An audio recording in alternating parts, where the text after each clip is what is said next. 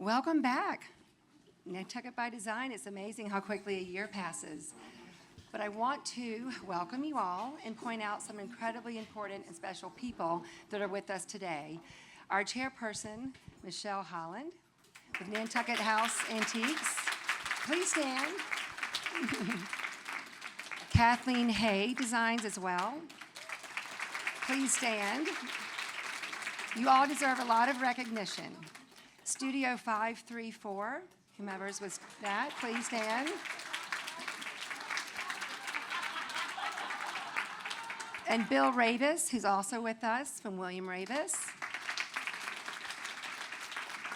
So those are the luncheon corporate sponsors, but all of you in this room have sponsored and made sure this event happens and continues our success at the NHA. So all of you deserve a big thank you. We have committee members who are here. If you're on the Nantucket by Design committee, please stand. Jean and Marie. So thank you all, because it takes a very mighty, mighty effort. So there's a lot of people who give so generously. But the true head and heart behind Nantucket by Design, I would be remiss to say, is Stacey Stewart. So wherever you are, Stacey.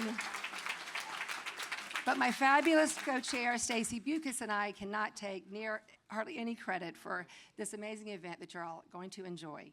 So with that, I also want to introduce Niles Parker, the Gosnell Executive Director of the NHA, to kind of let you better understand why this is so important to the success and the continuation of the Nantucket Historical Association's ability to fulfill our mission. And so thank you for being here on this special island, and you're going to be in store for a wonderful treat. Here you go. Thank you, Olivia. Well, and welcome to all of you. It's such a pleasure to be here again and be surrounded by creativity and a week of events and discussions, and we are really excited, not only for today, but for all of the events this week. And I encourage you to go to the NHA website at nha.org to check the series of events and programs and parties, and hopefully while you're there, you'll also click on some of the other links and find out more about the NHA and all of our programs. I also hope that while you're here on island this week, you'll visit the museum. The Whaling Museum, despite its name, is much more than whaling, as we're excited to share with you. We have a great exhibit of recent acquisitions, some really important acquisitions this year that we were able to add to the collection, including a really important Eastman Johnson painting painted here on the island depicting cranberry pickers. It was a study for his masterpiece, a new addition to the collection.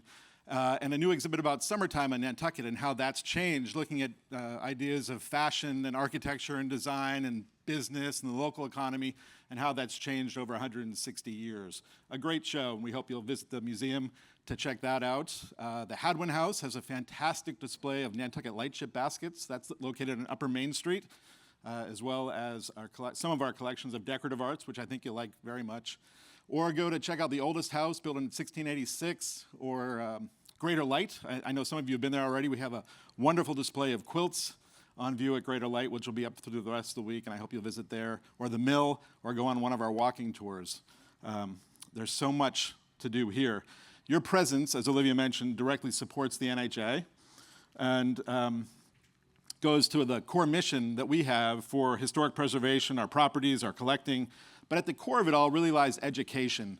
And as you can see from some of the photos here on display, we reach a large number of families here on the island. Some of you might be surprised to know that there are at least 20,000 people living on this island in the middle of winter, tiny little island. And the number of school children continues to grow. And we are reaching out to the schools. They come to museum visits. They have an overnight in the museum. You still hear kids graduating from high school talking about their night sleeping underneath a whale skeleton. So critically important to what we do at the NHA, and try to weave in the history, the preservation of the history for these children so they have a better understanding of the context in which they're growing up. And we couldn't do that without all of you. This is such a critically important event for us, our biggest fundraiser of the year. So we're very, very grateful to you for that support. Finally, it's my real honor to again thank Olivia and Stacey for all your work to make this happen. It's a ton of work, and this wouldn't happen without all that you've done. So thank you very much.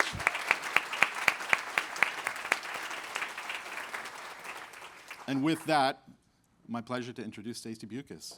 I know you're in for a great treat ahead. Again, thanks to all of you for being here and your support of the NHA and Nantucket by Design. Enjoy.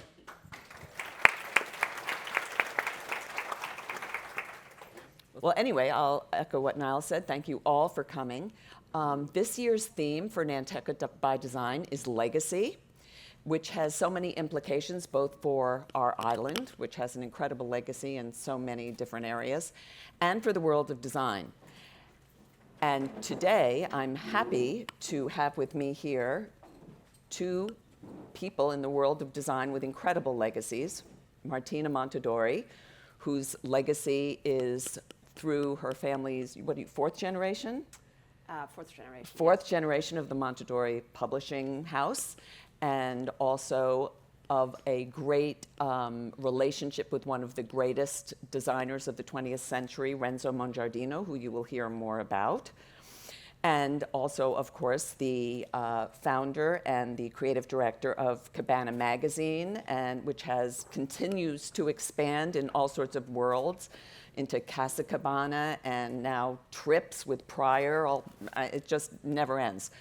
And there is a pop-up at, you should all visit, at Alish Van Breem, one of our sponsors, down on Easy Street at their shop, of a wonderful selection of Casa Cabana homewares, which you will love. And Ashley Hicks. Ashley not only has an incredible design legacy in his family. His father was the very famous designer David Hicks, one of the most iconic designers of the 20th century. But Ashley, in his own right, is a multi-hyphenate of design. He's an architect, he's a designer, he's a photographer, an author. It just goes on, and you will see a lot of his creative endeavors as we go through the slideshow. And then I should say that this is the first collaboration, publishing-wise, between, well, it's the first book published by Cabana. Yes, so which we published in February, which Ashley curated, and he'll sign copies of the book after this talk. And it's, well, you can say what it is, Ashley, rather than I can. Well, it's just a sort of a scrapbook of my father's sort of greatest hits arranged by color. And so it's looking at his approach to color, and it's the design of the book is a kind of a blend of Cabana Magazine's graphic design and the graphic design of his early books from the 1960s, but which ironically most of those were in black and white. And so, you know, because he was the king of color. He was the king of color, but those original books, you know, the captions, you know, there's a completely gray image, and then the caption says, you know, clashing scarlets and violets. And, well, we'll see more of that as we go. Yeah. And then I do have to give a shout out to Ashley's incredibly talented daughter, Angelica, who did these wonderful end papers, which are sort of portraits of your father. And it's a collection of his own favorite images, right? Which obviously are all of himself. And of course, you should be following Martina and Cabana and Ashley on Instagram, but you should also follow Angelica because she is she's wildly the fun one. She's wildly creative and very funny. Yeah. So, we have a very special treat today. Let me just tell what we're doing, because in terms of legacy, Martina and Ashley have created this incredible story. We are going to see images of the house Martina grew up in, the house Ashley grew up in, and the home in Milan that they have created together, and explaining how the influences of their legacies came to be there. So, Ashley, I will leave it to you. Oh, well, thank you, Stacey. So this is just a selection of kind of, the rooms that I grew up in. And so here, two of my childhood bedrooms on the left in Oxfordshire, and that was redecorated by my dad in 1970, I think. And I just found the letter he wrote my mum explaining that I was going to have a redecorated room paid for by J.P. Stevens, the American, home linens company. And I deserved it because my room had, explaining to my older sister that, she was not getting a new bedroom because mine had not been redecorated when we moved in. And so he did it with this striped sheeting fabric making a sort of military tent and then continuing the military theme with a sort of British army officers look of khaki tweed with scarlet edging, you see, on the bed. And Were you and arranging the cars like that? That's or- exactly what I was going to ask. I certainly did not. I got home. One of my few memories from that bit of my childhood was getting home from school and finding that the bloody photographer had arranged the cars in this nonsensical spiral where they're all sort of driving into a void and presumably none of them can move. I mean, anyone who knows how to park cars knows Traffic, you a can't lot do of that. traffic. Yeah. So I quickly rearranged them in straight lines.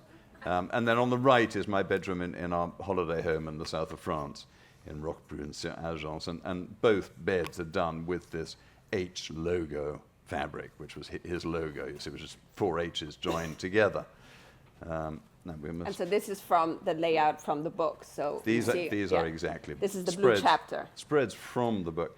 But- Yes. And we Yes. should explain that the borders, which are done very Cabana style, are all from They're all David Hicks fabrics and Right, carpets and and, rugs, right. wallpapers. Yeah. And so here are 2 more spaces in our south of France holiday house, so the living room on the left, and the swimming pool pavilion on the right, which was an old basket maker's workshop. funnily Perfect for enough. Nantucket. Very Nantucket. Except this was, I suppose, a professional basket maker rather Right. than a, off-duty whaler. But But you can see the whole thing. It's all what everything. What?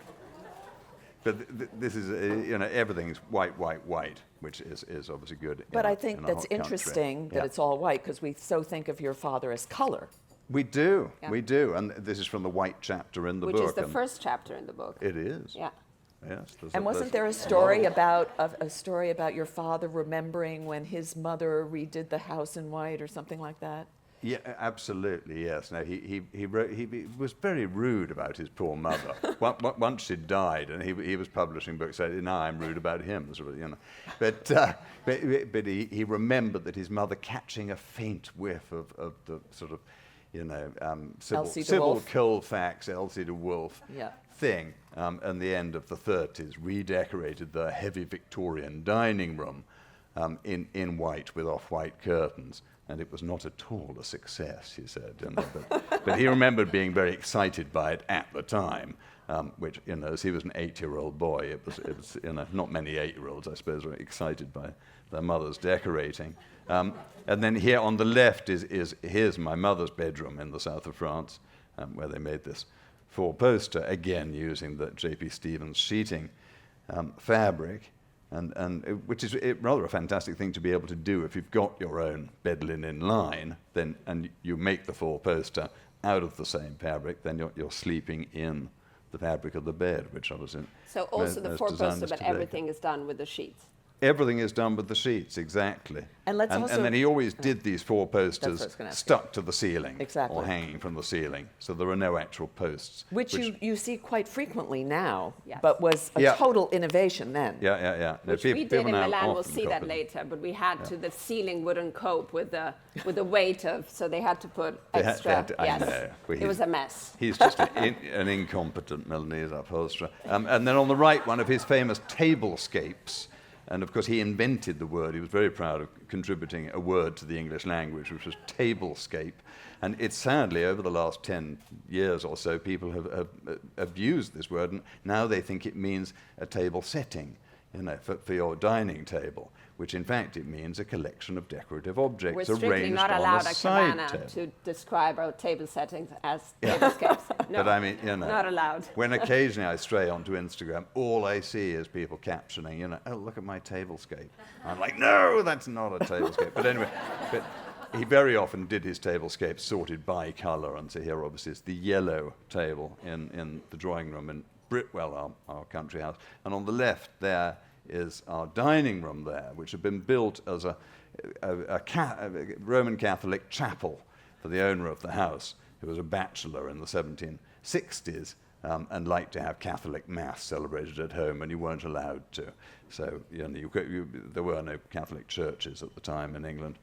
And so my father redecorated it as a dining room with this wonderful sort of palette of claret and Bordeaux and all these deep reds, which is rather suitable for a Roman Catholic chapel in which obviously wine was served. But wait, Ashley, Yes. what about the hanging the chandelier so low?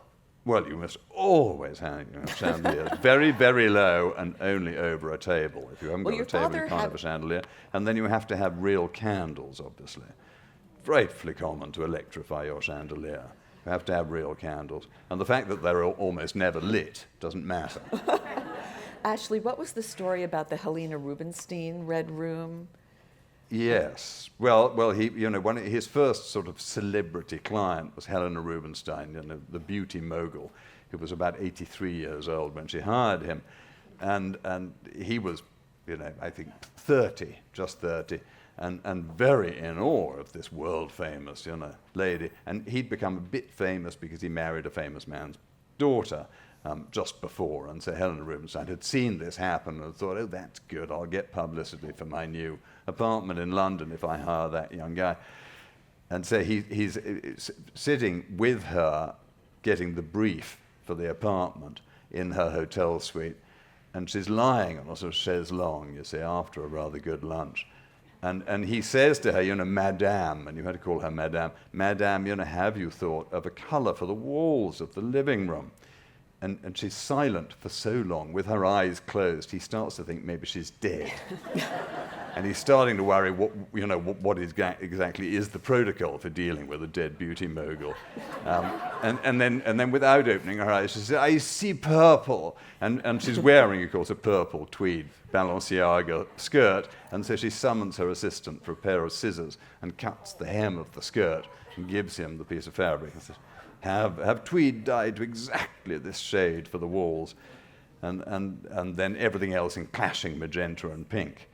And so he wrote in his book, this was the first strong color scheme he ever did, and it was completely her idea, and he would never have done it on his own. And then on the right is the bed that he made in his apartment in Albany in London in sort of 1979, and reusing the dining room curtains from the room on the left. So by that, we sold the house on the left. He'd spent so much money making the curtains and everything else that we had to sell it and move to a much smaller, house, and at the same time move to an apartment in Albany. And so he made this tremendous bed, you see on the right, reusing that scarlet silk damask that he'd had woven 10 years before. And the bed on the right, he described as a bed to die in, a bed to receive your doctor from.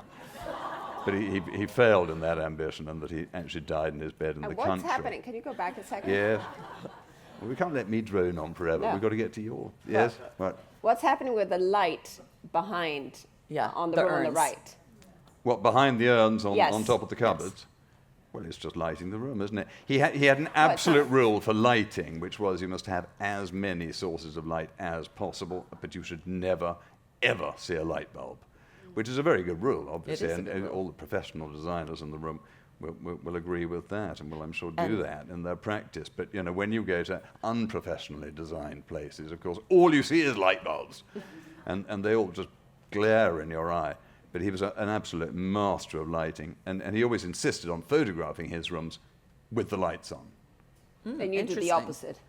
Yes. Yeah, well, It's better with the lights off. Yes, I totally. did a book on Buckingham Palace, and I photographed all the staterooms of Buckingham Palace and some of the more private ones, and went round turning all the lights off, which was incredibly difficult, because the whole palace had been electrified under the sort of watchful eye of Prince Philip in the 1960s, and it was so complicated. There were just switches here, switches there, and they were all hidden behind things. And any time I actually managed to get all the lights turned off and rush back to my camera to take the photo, some bloody court official would come in and turn them all on again. It's a nightmare. But Ashley, can I interrupt for 1 second? Your father also had a rule about trim color and ceiling color, as opposed to he used a lot of color. Oh, yeah, white. Right. Yeah, no. I mean, non-white ceilings generally not allowed, ever.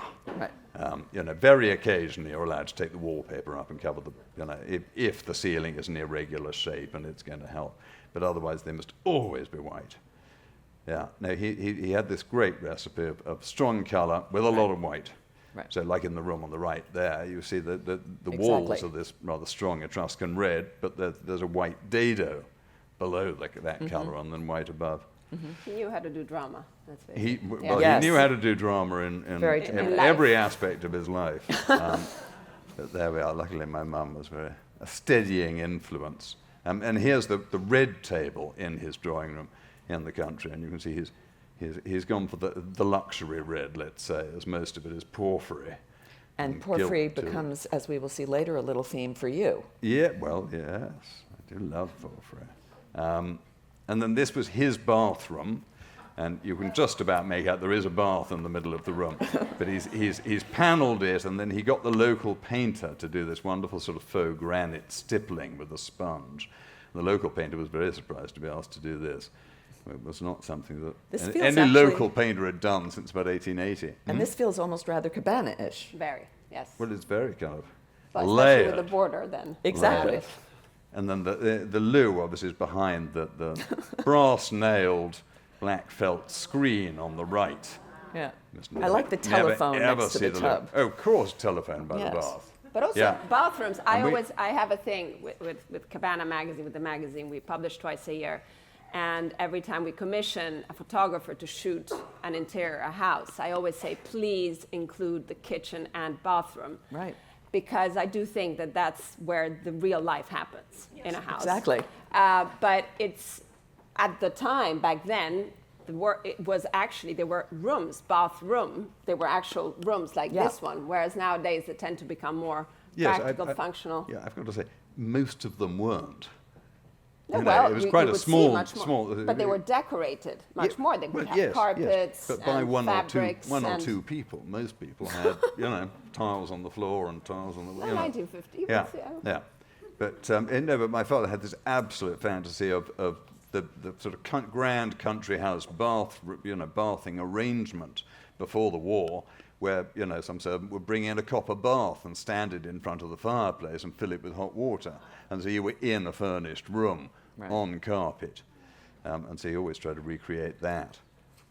And then this is a painted room in that house, which is this boudoir of my mother, a sort of study of my mother's, opposite my father's library, and using these panels that were painted by a wonderful English artist called Rex Whistler, who did this mural painting, and they did a lot of book illustrating as well, and some easel paintings, until, unfortunately, he was killed by the Germans in France in 1944. What happened to the room? And the room itself it started life as my grandmother's study on Park Lane in London, this sort of modern apartment she built in 1937.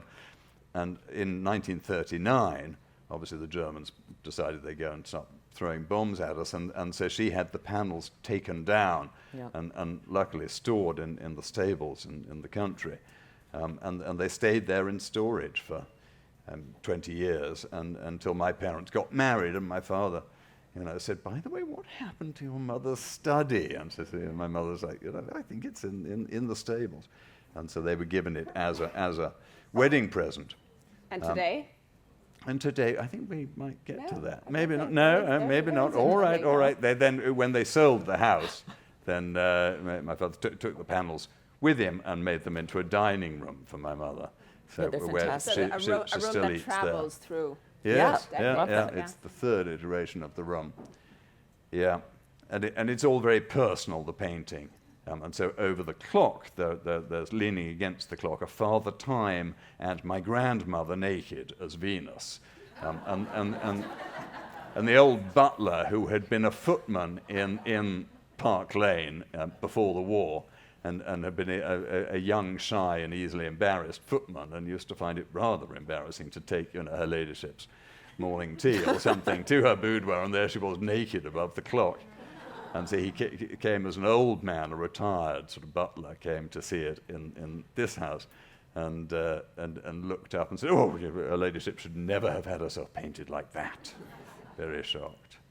And then this was a modern living room in that same house, which my father did in about 1975, and was probably one of the reasons why we had to move out, I should think, because spent a bit of money on it. And he was I think in Agra in India, and saw a man carving a pink sandstone horse's head to replace a broken one on some sort of one of Emperor Akbar's buildings in Agra, and so he bought it from him, it was frightfully cheap in India. Of course, by the time it had got back to Oxfordshire in a crate, it was extremely expensive.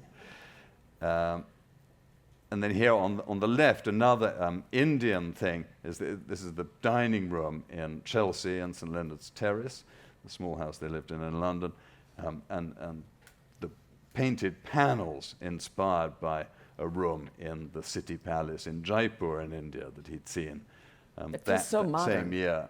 The It coach is lines, they feel so modern. very modern, but if you go to any Indian Of course, palace, any of course, it's Rajasthani seen. palace, they all have these wonderful rooms which are done with an incredible technique called araish, which is a sort of polished plaster, and then the incised lines are actually cut out. They're actually engraved, and so which gives it a fantastic sort of It's all a matter of interpretation. three-dimensionality. But here they were just painted by a retired coach painter, Oh. somebody who used to put the lines on British Railways carriages and had retired. And he And was the in that. tented room. And the tented room is then. Then has inspired other things we'll see later. That's Exactly. true. Yes. And also the fact that your father painted those chairs, which wasn't really a thing then, was it? You know, Painted chairs. Maybe not. Maybe not. Yeah. Right. No, he loved this model. It's sort of Queen Anne inspired chair, and the lacquered in kind of right. coral here. I don't think that was a thing then. And Yeah. a very practical thing, I think, from a woman's standpoint, is the table setting here in both rooms. You get the pattern here, the proper tablecloth underneath, and then a simple sort of cloth on top, which is the one thing you can then wash. Yes, Yeah. And Right, change according and to your change. mood. yes. Yes. Right, Well, now this we're is getting me. to your So turn. Martina, So this is the long gallery in my grandparents' home, which is in the countryside outside of Venice, where my grandfather and grandmother moved with their 3 children. So my mother was the eldest daughter. When they moved in this small town called Pordenone, which is really still today a rather small city. But right after the war, my grandfather started this business in appliances, and it became he died very young. He was 48 in 1968. And this house he bought this big kind of Villa Veneta when his company had become Italy's second biggest company after Fiat. But he unfortunately got to enjoy this house for only 4 or 5 years. But this is so my mother was 15 when she moved into this house. And they called a very young decorator at the time called Renzo Mongardino. And so who then became a very famous Italian decorator, famous also in America. He did quite a lot of projects in New York, amongst which also the gallery at the Carlyle Hotel, which is still there, decorated beautifully with sort of Topkapi inspired patterns. But this is his second project. My grandparents got to know him because he had done Villa Brandolini d'Adda nearby and Palazzo Brandolini in Venice. And so they were kind of neighbors. My grandmother was looking for a decorator, and the Brandolinis advised her to hire Renzo Mongardino.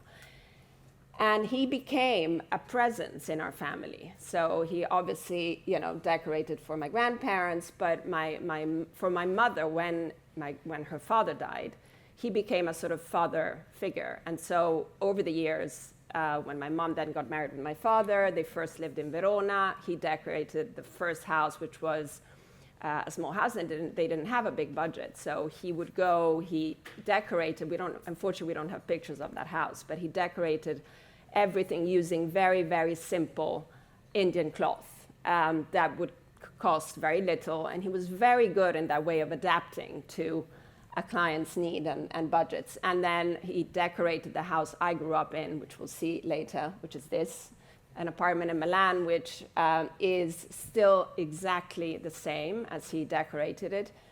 When my mom passed away 2 years ago, I was faced with the dilemma of, should I go live in there? But I grew up as an only child, and I have 3 children, so it would have meant messing up the entire decor. And so we kept it exactly as it is. It's now the sort of spiritual home of Cabana. We call it Casa Cabana because it has really inspired all my work at Cabana. When I moved to London 10 years ago, and I started looking at the house I grew up in with completely different eyes. Like probably a bit of feeling homesick, a bit of nostalgia, and realizing how every single bit of decor in the house and decorative elements and patterns had really influenced me in a great way. And that's how I started thinking about the mood of Cabana. And can you explain to the people in the room Yes. who don't know who Mongardino was, Yes. what was so incredibly... So he was really,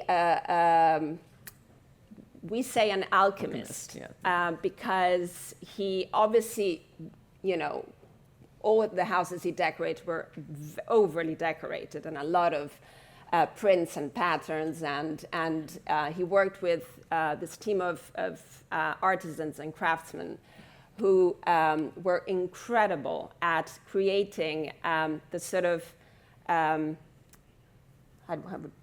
Well, doing faux painting and for example, sculptures, yes. and he'd create antiques.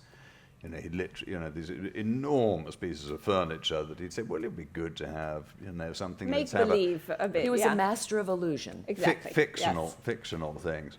And then let's explain a bit how the apartment works. And so there's a little tiny entrance hall with this Indian block printed but velvet covering the walls, and a padded door, and then immediately you've got this long gallery library leading off from it, which had originally, I think, had been a narrow corridor. Very narrow, yeah. He created the perspective, exactly. So it was a narrow corridor, and so he immediately said, oh, but Paolo, look, let's make it, because Leonardo's a publisher, let's make it all about books, and we'll create this fantastic space. Probably slightly harking back to the gallery. Yes, and if you see halfway through this gallery, which is not remotely as long as the long gallery we saw before, but he was very good at creating coziness. So you see how halfway through it he created a little sitting room. Can we go back to the long gallery? And here as well, rather than just decorating it with things by the wall, he created three different separate sitting areas, which he said all the time about this one in particular, that it was kind of daunting when he had to decorate this very long room, and he thought that by doing this it would feel more like a family house. We actually never sat up there. Yeah, we do now. With you, we do now. Having it's an nice. aperitivo, yes. Yeah.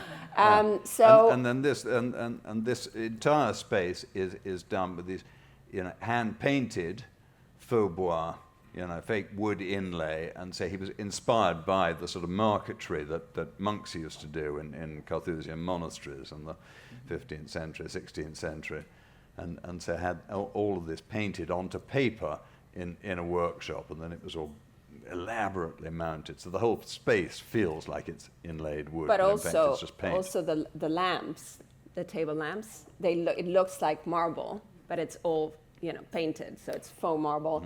Clearly the marbleized lampshade, that as well was all painted by his craftsman, and he had each one made, and apparently these ones they had to make them like 10 times before he was happy with the result of the different elements of marbleized.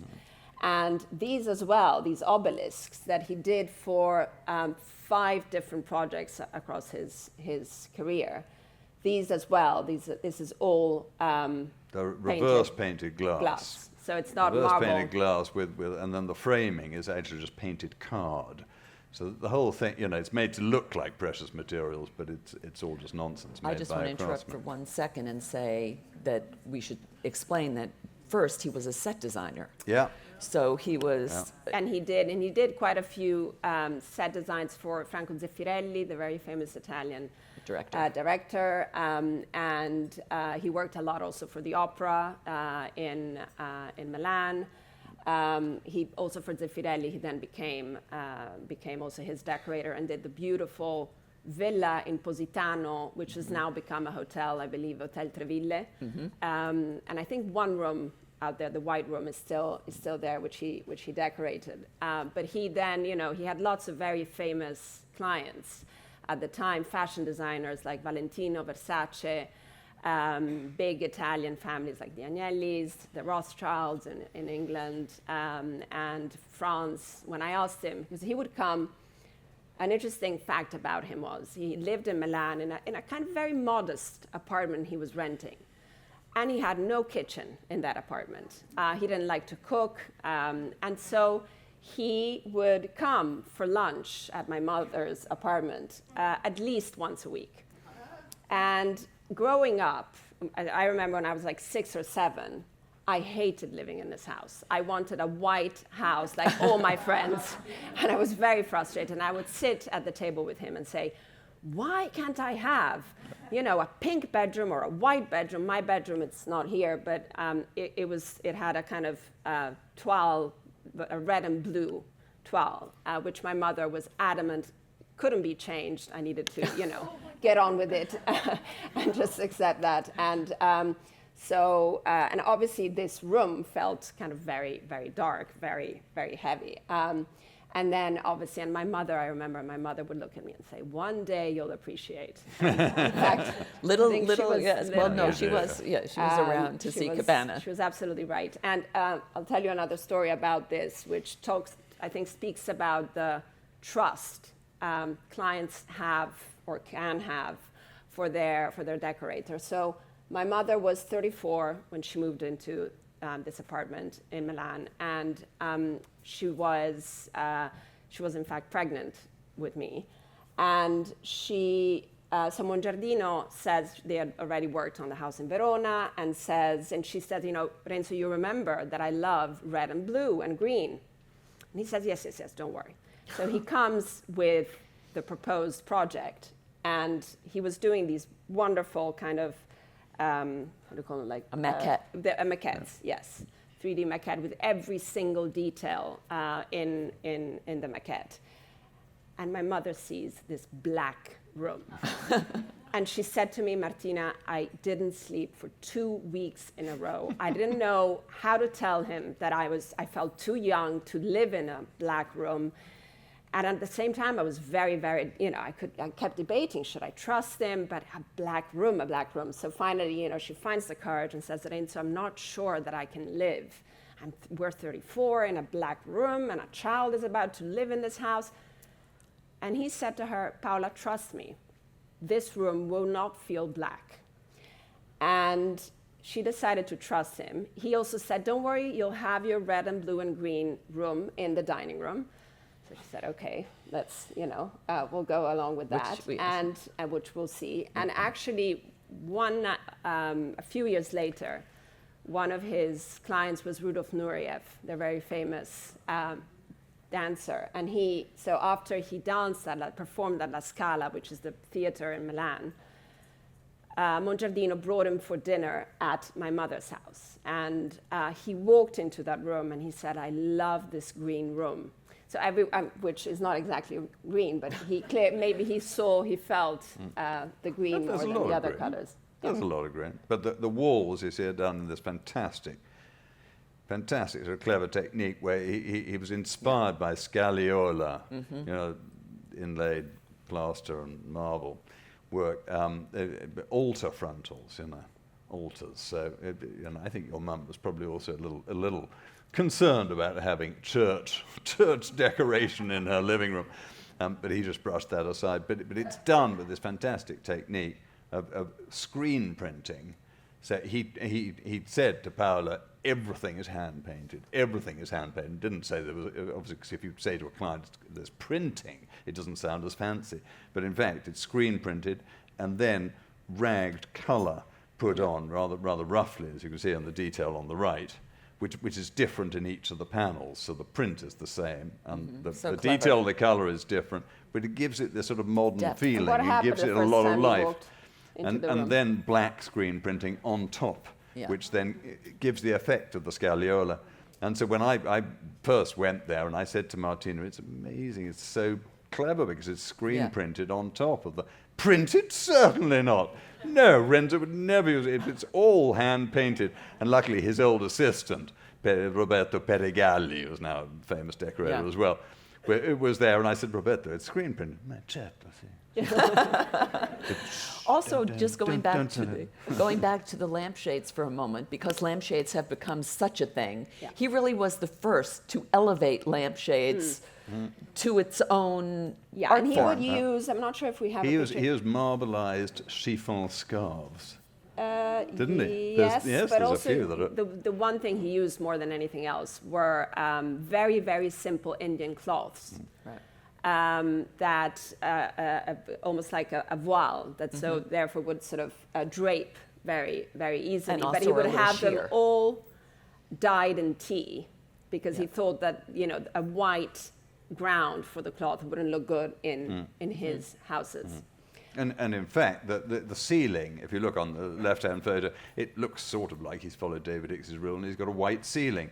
But then when we redecorated the room through the, which I don't think we have pictures of, but we took away the wall covering, and there was actual white paint on the wall. And the ceiling, in fact, is a sort of mid-beige colour. I mean, it's so dark, but you could never actually tell. It felt like it. And one other element that he would always use are these rattan chairs. We've seen in the corridor leading to this room. These ones, which I then love to use also in my interiors. And he was one of the first to work with a company that has now become a very, very famous company producing rattan furniture called Bonacina, which is right outside of Milan. And I believe now 85% of their market is US based, which is incredible. But at the time, it was a very, very tiny workshop. And the current owner and the Mario Bonacina used to work with Mongardino. All Mongardino did, because these are claimed to be his designs, but all he did was go back to the old catalogs from the 1910, 1920s of the Bonacina and just slightly alter. Tweak. Yeah, tweak, and turn them. This chair is one of his most famous. Yeah, it's fantastic. designs. But he really was all about craft. All about craft. It was all about craft, and And also mixing high and about- low. So And really high and low, the yeah. idea of using rattan in such a kind of heavy environment, he always said would kind of, mix high and low and bring a bit of, normal. And also material. fakes. Yes. And so, your mum's apartment yes. was absolutely full of masterpieces, like the, what's he called, Arcimboldo. Arcimboldo is this famous Milanese artist from the sort of 1520s or something, who did these flowers made into a portrait in this case, vegetables or or fruit. vegetables or fruit or books. And so this one, but of course he's just had it painted. He's had it copied Without from claiming something. it was real, though. Without, no, nothing's meant to be, Right. And So this is the dining room I was mentioning The red before. and blue. The red and blue and green. So he used a very simple Laura Ashley fabric to cover the walls, and then added all the kind of stencil decorative elements that were painted by his artisans to give a sort of different flair to the room. When the room was first decorated and they moved in, they had there were two these kind of Chinese emperors prints, and that was it. There were no plates on the walls. One day he was having lunch there, and at the end, dessert was served on 4 of those imari. They're called imari plates. And he finishes his dessert, gets the plate, and starts wandering around the room with the plate and says, Paola, my mother, how many of these do you have? And she says, 6 or 8, I think. You'll find a lot of them in Antiques Market. Let's hang them. And so growing up, I have all the photo albums of my birthdays, and the moment of the cake would happen, the birthday cake would happen in this room, and over the years you could see the room filling up with more and more and more plates, and this is what it looks like today. I think I read that it was 25 years of collecting Yes. Imari. Yeah. Oh, and I should add that Martina published a wonderful book on Mongardino, which I highly recommend. You can find By online Rizzoli, yeah. at Rizzoli. Yes. And by the way, if we go back for a second, this is my mother's table, but it was really through her passion for setting the table. She would always entertain at home her friends, and the room is not a big dining room, but has 2 round tables that then can be connected with a sort of central element, and it becomes one big oval dining table. But she really had a passion for table setting and using lots of different elements. So that's where my passion for not tablescapes, but table setting and tabletop comes from. And when shortly after I started Cabana Magazine, I sort of this idea of memory building and bringing people around the table made me start what we call now Casa Cabana, which is our homeware collection, and which mainly focuses on tabletop. But it all started in this room. This is that sort of cupboard where she kept all the glassware. But this is also Mongardino, who was sort of, I think, trained as an architect, didn't he, originally? Yes. And so he was very architecturally minded for someone who was so decorative. And so this room, there was an asymmetrical door arrangement, and so he put a symmetrical balancing door on the other side and made it into a cupboard for glasses. He was obsessed by symmetry. This is the kitchen. I love the tile on the tile. Tile on the tile on the floor. Yeah. He did that a lot, especially also in bathrooms. And these tiles were from his collection, weren't they, that he bought when he died? My mother bought those were in his studio, which he used as sort of as a sample book almost for his projects. And also the table, the kitchen table he designed, which is a very clever way of being able to clean the floor, because the stools fit perfectly, slide into the table. And now this is us. This is, well, you. Yeah. Well, you did, well, yeah. Us. So this is an apartment in a more easily livable bit of Milan, about 10 minutes walk from the old apartment, which Martina found. When did you find it? Well, during the pandemic, right before the pandemic. I was planning to move back to Milan after 8 years in London. And so, I started going to Milan to look at apartments, and I see some, and this last one I see kind of end of January 2020. And I think, it looks great, but I'll come back other times and I'll find more. I mean, I'm only moving in September. Little did I know that 2 weeks later, Milan got completely shut down. Milan was the first European city to be really heavily hit by COVID. And so I basically had to confirm, decide for this apartment without, having seen it again, just very quickly going to the airport the first time in January. And so when Milan slowly reopened in May, we went together and started thinking, obviously, about the decoration of the apartment. And, Ashley knew that I had quite a bit of furniture that belonged to my father in storage, and during the pandemic, which I'd spent with my children and my mother and my aunt, and in the house you saw the big kind of long corridor, the gallery. And so I also spent quite a lot of time in the attic going through, and there was lots of things that I managed then to reuse in this apartment. So this apartment is a mix of Ashley's vision, a little bit of, and you'll understand why, his tribute to my childhood home that we saw before, and lots of bits and pieces that I had in storage that we managed to reuse, upcycle, and... Mm-hmm.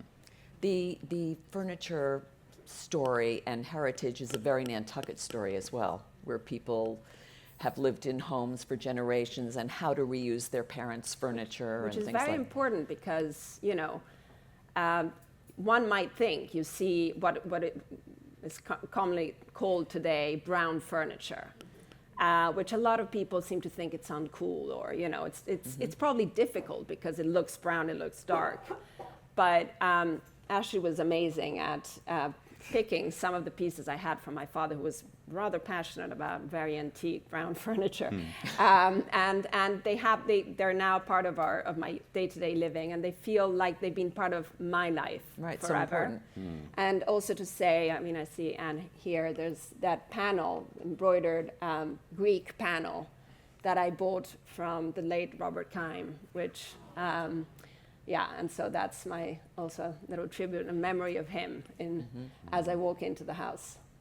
And then here also there were strange sort of wanting to be columns but not columns, sort of raised bits. This thing here, and which was just an ugly, bad bit of architecture, and with a dropped ceiling above it. And so I said, let's make those into rather exotic columns, slightly Brilliant. kind of inspired by Mongardino, with a kind of, what I Porphyry. call pantomime porphyry, so frightfully badly painted porphyry by me, and then carved, frightfully badly carved, capitals above, with this sort of egg and dart motif, which I carved in foam and brought in my suitcase. And let's talk about the door, please. And, Yes. and the door on the right, the entrance door, you see, which is just a plain bit of white painted wood, frightfully ugly. And then Martina had from her father a wonderful Renaissance marble panel, so you see on that metal stand on the right, Over here. which has an inset bit of green porphyry. And so I Real porphyry. real porphyry, and so I copied that in paint on the door. And Do we then have a did this. detail? I can't remember of the door. Yes, Yeah, there we go. exactly, on the right there. And so then I painted this sort of faux bamboo. But even and the then hinges, design you around painted it. even the hinges. I Yes. did paint even the hinges. I mean, it's a yes. great detail. But Yes. because you'll see from the apartment, this is where I live now, and the dining room is right here. So Maybe if we go I on realized that. after a few months living there that Yeah. sitting here at the table, I would see this very white entrance door. Yeah. So I said, Ash, is there anything we can do about this? And so he immediately came up with this brilliant idea of And let's talk Painting about it. the lampshade, please. the lampshade was done by Mongardino's artisans. That was in my aunt's house. So he was like the family decorator. He decorated every single. My uncle, when he was young, like 25, and he was moving into a small apartment in Milan after leaving the house in Veneto. And the two sisters and the mother were like, "Oh, Renzo is coming to decorate it." And he's like, "Wait a second." I'm like, "Maybe I want to do my own thing."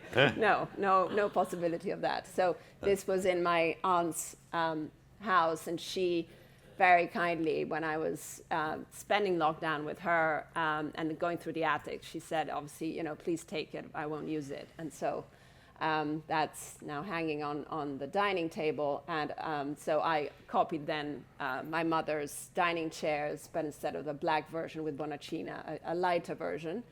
The table is set with Casa Cabana pieces of tablecloth, plates, vase, glassware, and then my father's vintage antique cutlery, which he found at an antique show. And the fabric, so the idea of the kind of not a tented room, but a sort of fabric draped on the dining room is a bit of an echoing your father's rooms, and it's your fabric. Or Billy Baldwin.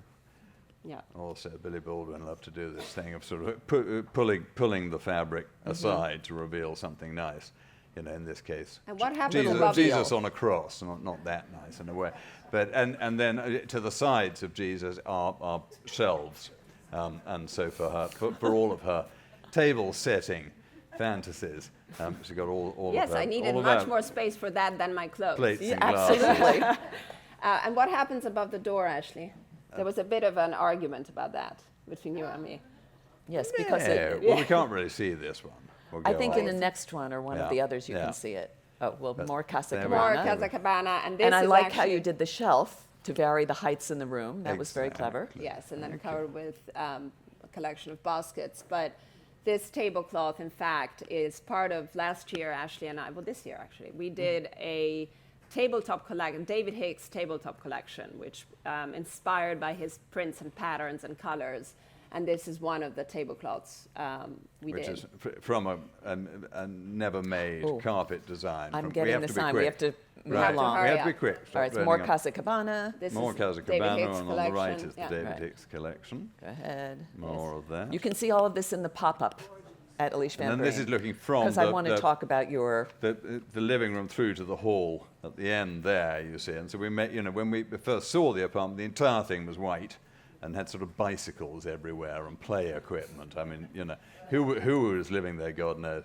But it was ghastly, and so we introduced this shelf in the middle room to vary the levels through it and introduce what Robert Adam, great 18th century English designer, called movement. But what And is, the so you portiere. painted the walls. I did paint the walls in They're rather in this incredible. part with this wonderful Persian motif of saz leaves, which look sort of like dancing ladies or peacocks or something. And then in Martina's favorite colorways. in Terracotta. Martina's favourite terracotta colorways, and then we divided the rooms with these white linen curtains with an embroidered edge made. And there you Cairo. can Made see in the Cairo. over door that you were talking about. Yes, there's an over door, and then that's the. So this, yeah. So And this was- Ashley, this was all Ashley furniture you- hand-painted all of Yeah. this. I did, and this was all furniture you had, wasn't it? Well, There's so, nothing yes, new. everything Yeah. was furniture I had.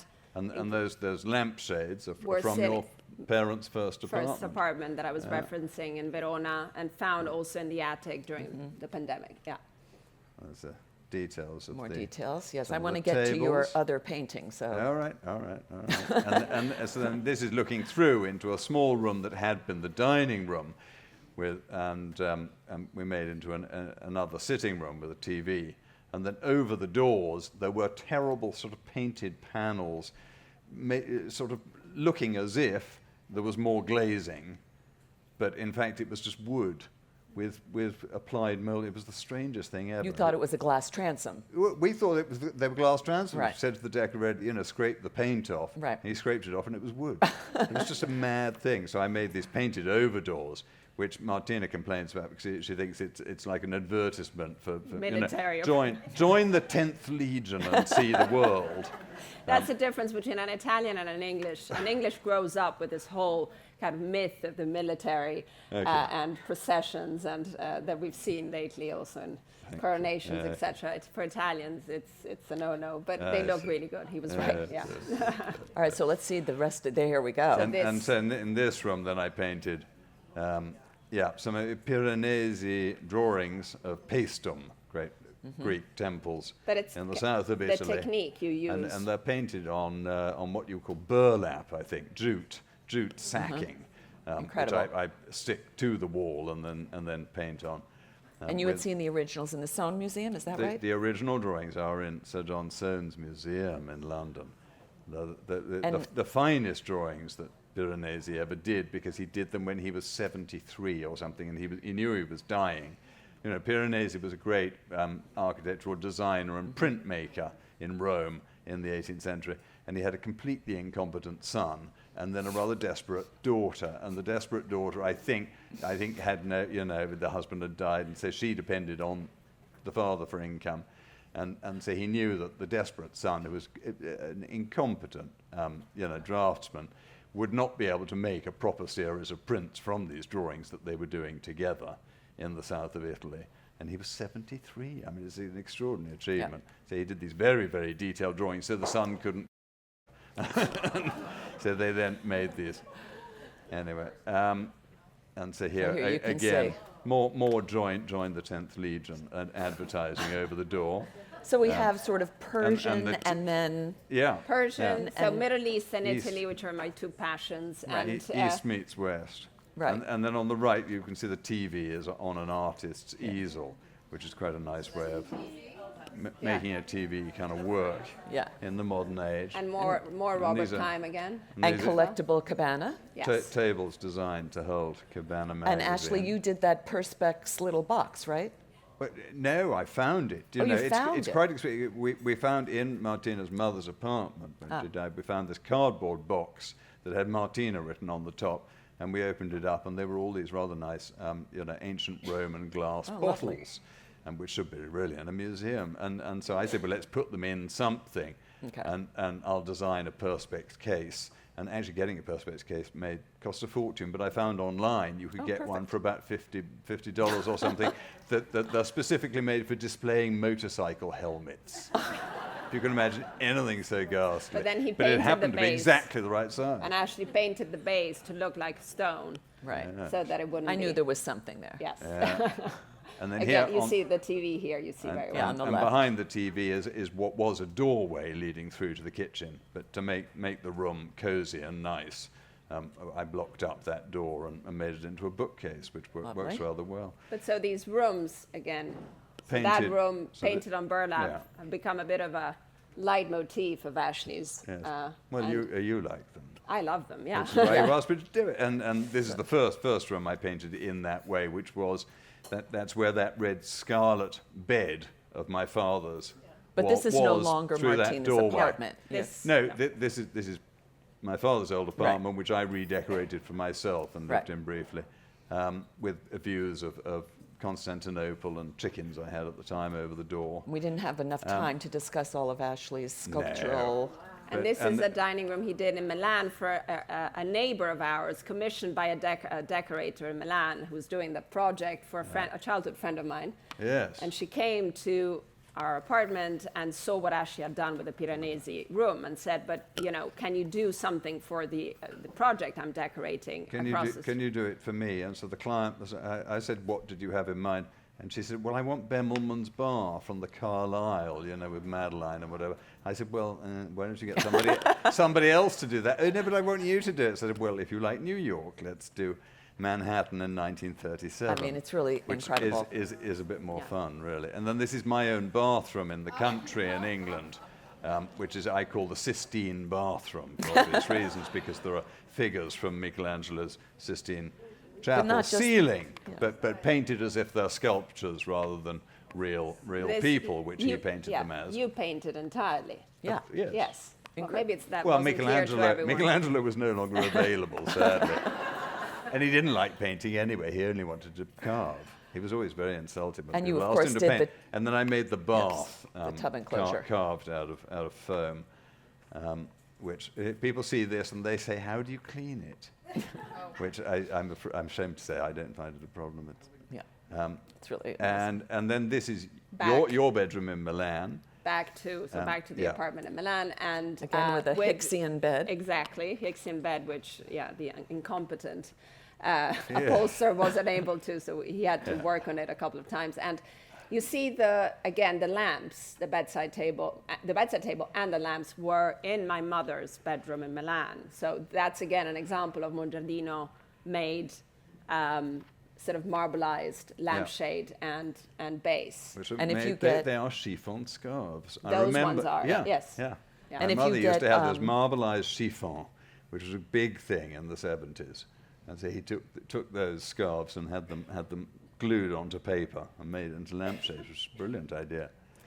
And the carpet, instead, I commissioned to a group of weavers, women weavers in the south of Italy, in Puglia.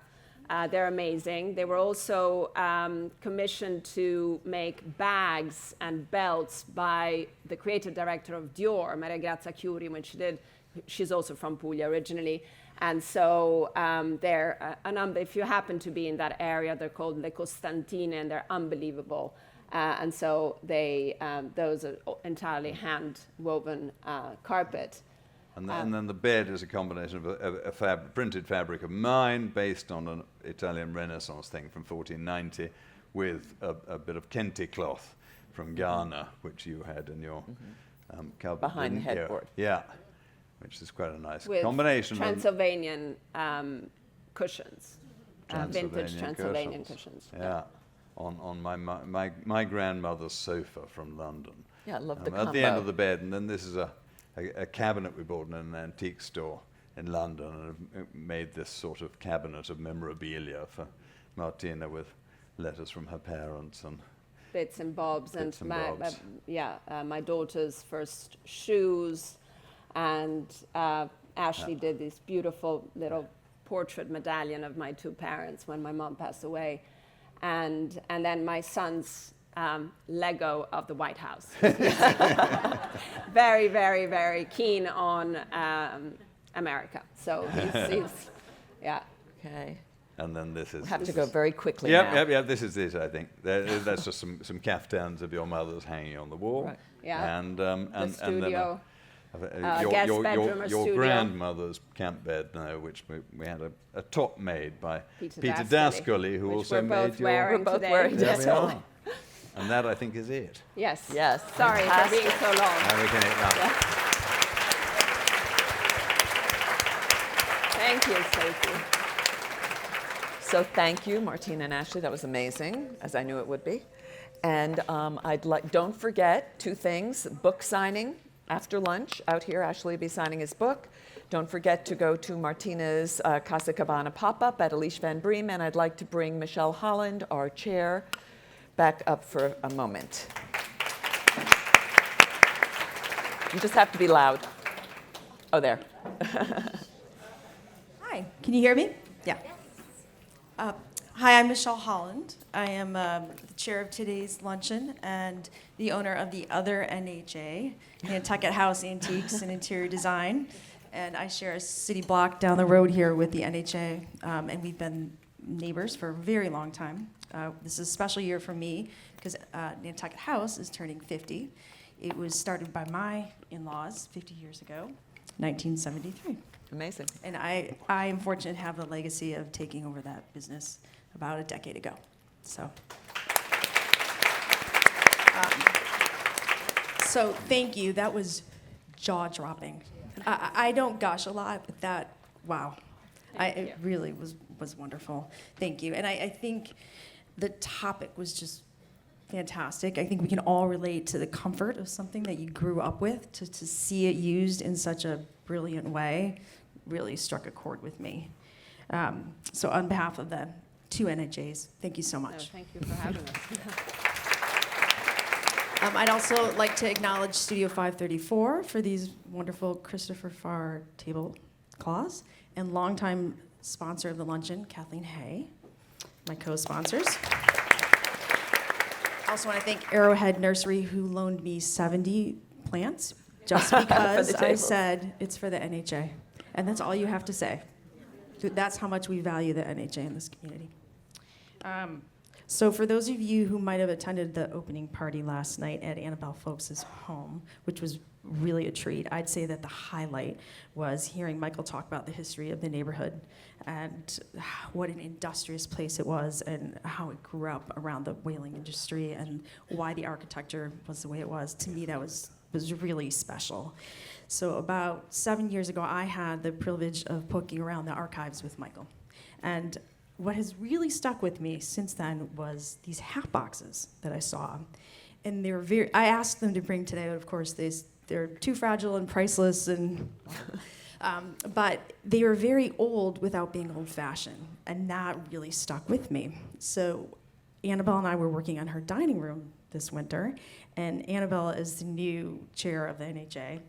I thought about those hat boxes, and I said, wouldn't it be kind of interesting to do something on the walls inspired by something from the NHA's collection?